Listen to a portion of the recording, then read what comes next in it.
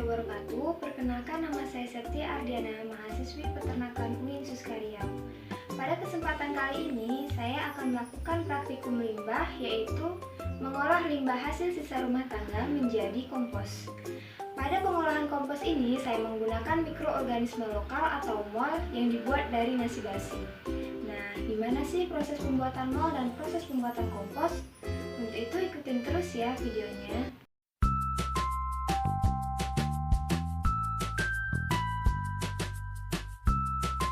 Sebelum masuk ke dalam proses pembuatan MOL nasi, kira-kira apa sih MOL itu?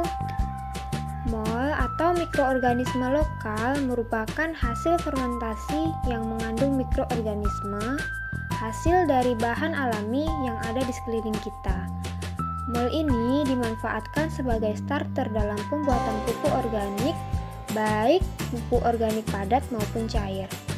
Nah, di sini saya menggunakan MOL dari nasi basi karena MOL ini yang paling umum digunakan dan juga bahan yang sangat mudah didapat.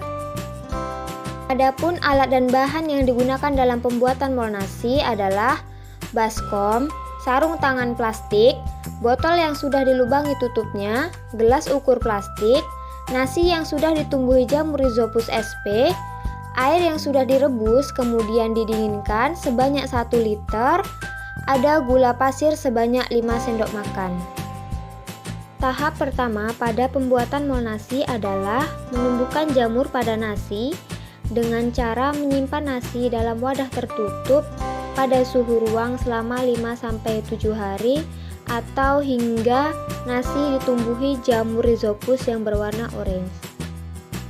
Tahap selanjutnya, hancurkan terlebih dahulu nasi yang sudah ditumbuhi jamur Rhizopus tadi, kemudian masukkan nasi yang sudah dihancurkan ke dalam baskom dan campurkan secara perlahan dengan larutan gula. Selanjutnya, aduk larutan gula dan nasi hingga tercampur rata dan sudah tidak ada gumpalan nasi lagi. Setelah tercampur rata, masukkan MOL tersebut ke dalam botol menggunakan gelas ukur hingga selesai. Setelah selesai, MOL nasi disimpan pada suhu ruangan selama 5-7 hari atau hingga tercium bau tapai.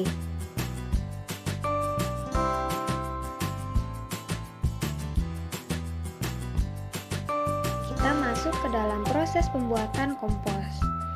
Nah, kira-kira apa sih kompos itu? Kompos merupakan salah satu jenis pupuk organik yang berasal dari penguraian atau dekomposisi bahan organik yang dilakukan oleh mikroorganisme aktif, baik bakteri, jamur, atau mikroba.